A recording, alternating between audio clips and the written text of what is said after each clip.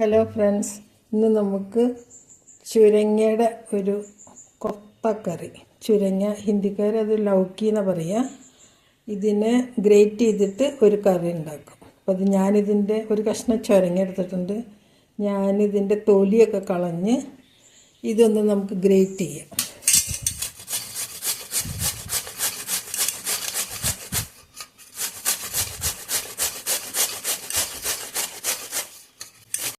അങ്ങനെ നമ്മൾ ചുരങ്ങയൊക്കെ നന്നായി ഗ്രേറ്റ് ചെയ്തു. ഇനി ഇതിൽ നിറച്ച് വെള്ളമാണ്. ഇതിൻ്റെ വെള്ളമൊന്ന് നമുക്ക് പിഴിഞ്ഞെടുക്കണം. അപ്പോൾ അത് വേറൊരു പാത്രം എടുത്തിട്ട് അതിൽ നമുക്കിതിൻ്റെ വെള്ളം പിഴിഞ്ഞെടുക്കാം കേട്ടോ.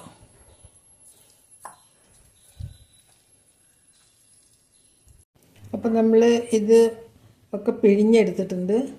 ഇത് മൂക്കാത്ത ചുരങ്ങ കൊണ്ട് അതിൻ്റെ നടുക്കിലത്തെ ഭാഗം കളയണമെന്നൊന്നുമില്ല. ഇതിൽ കുറച്ച് മസാല ഇതിൽ കുറച്ച് സാധനങ്ങൾ ചേർക്കാനുണ്ട്. ഒരു ലേശം മല്ലി, പച്ചമല്ലി, ഒരു കഷ്ണം ഇഞ്ചി, 2 പച്ചമുളക്, വെളുത്തുള്ളി.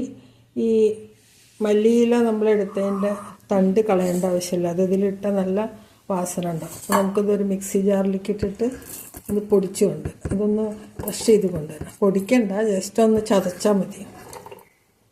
അപ്പോൾ നമ്മൾ ചതച്ചിട്ടുണ്ട്. ഇതിൻ്റെ പകുതി ഇതിലേക്ക് ഇടുക, പകുതി നമുക്ക് ആ ഗ്രേവി ഉണ്ടാക്കാൻ ഉപയോഗിക്കാം.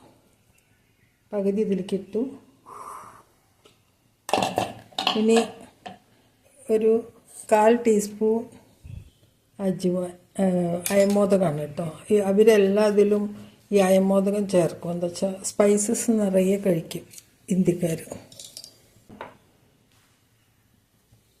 1/4 ടീസ്പൂൺ മഞ്ഞൾപ്പൊടി,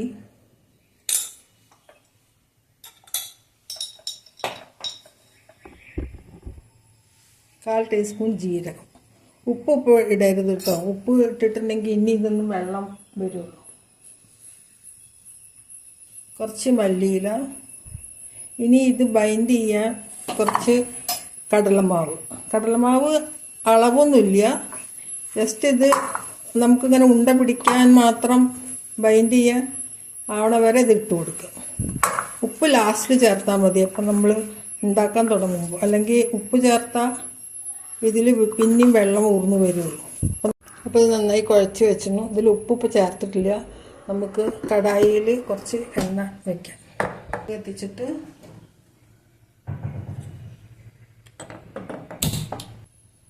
എണ്ണ നല്ല ചൂടായി, നമുക്കിതിലേക്ക് ഇടാം.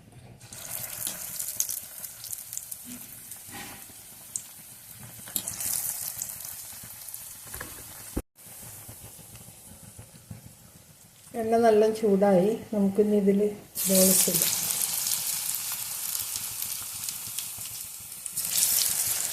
ഉണ്ടാക്കുന്ന സമയത്തെ ഉപ്പ് ചേർക്കാൻ പാടുള്ളൂ കേട്ടോ, അല്ലെങ്കിൽ അത് വീണ്ടും വരുന്ന വെള്ളം ഊർന്നു വരുന്നു.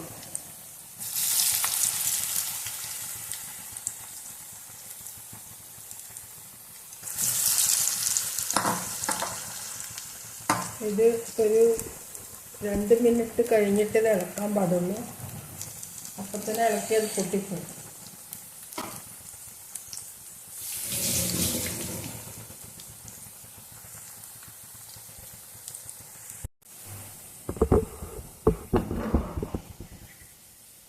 അങ്ങനെ ഇതൊക്കെ മൂത്ത് നമുക്ക് എണ്ണയിൽ നിന്ന് മാറ്റാം.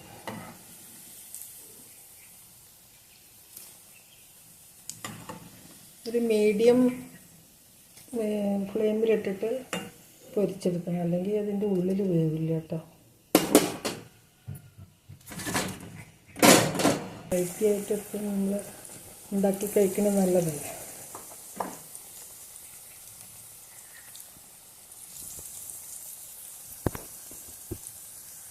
അങ്ങനെ നമ്മുടെ കൊത്തൊക്കെ റെഡിയായി.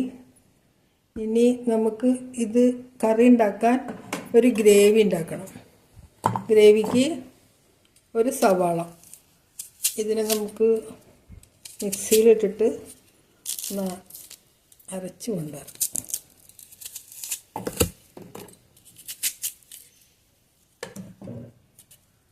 അങ്ങനെ ഉള്ളി നമ്മൾ മിക്സിയിൽ അരച്ച് കൊടുക്കണം. ഇനി നമുക്ക് ഇതിൻ്റെ ഒരു ഗ്രേവി ഉണ്ടാക്കാം. അതിന് ഒരു ഗ്യാസ് ഓൺ ചെയ്യാം.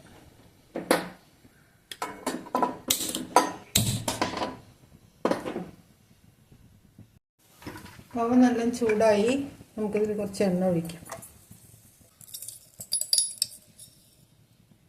1/4 ടീസ്പൂൺ ജീരകം,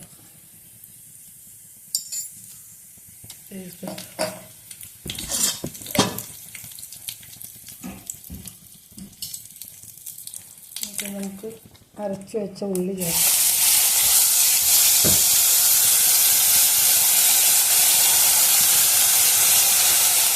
അതൊക്കെ നല്ല മൂക്കും. ഇനി നമുക്കിതിൽ 1/4 ടീസ്പൂൺ ഗരം മസാല,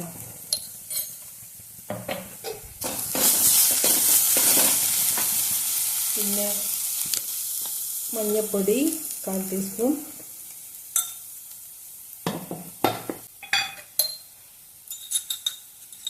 അര ടീസ്പൂൺ മുളക് പൊടി,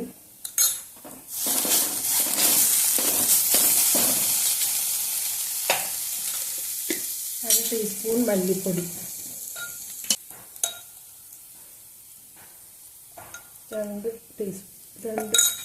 1 ടീസ്പൂൺ മല്ലിപ്പൊടി. ഇതിലേക്ക് നമ്മൾ ഒരു തക്കാളി അരച്ച് വെച്ചതാണ്, ഒരു തക്കാളി അരച്ചതാണ് മിക്സിയിൽ. ഇത് ചേർക്കാം.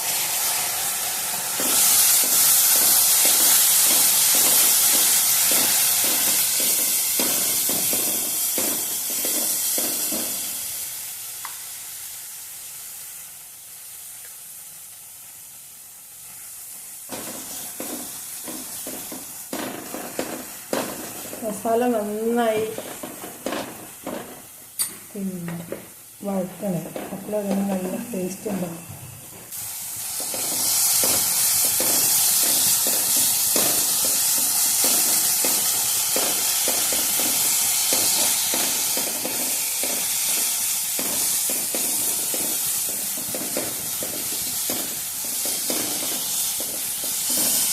ഇതിൽ നേരത്തെ നമ്മൾ ചുരങ്ങേന്ന് പിഴിഞ്ഞ് വെച്ച വെള്ളമാണ് ഇത് ചേർക്കാം കേട്ടോ.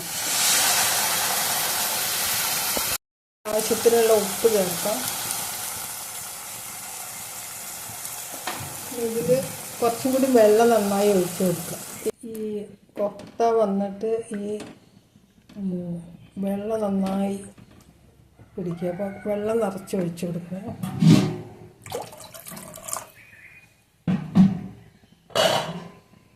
അടച്ച് വയ്ക്കും.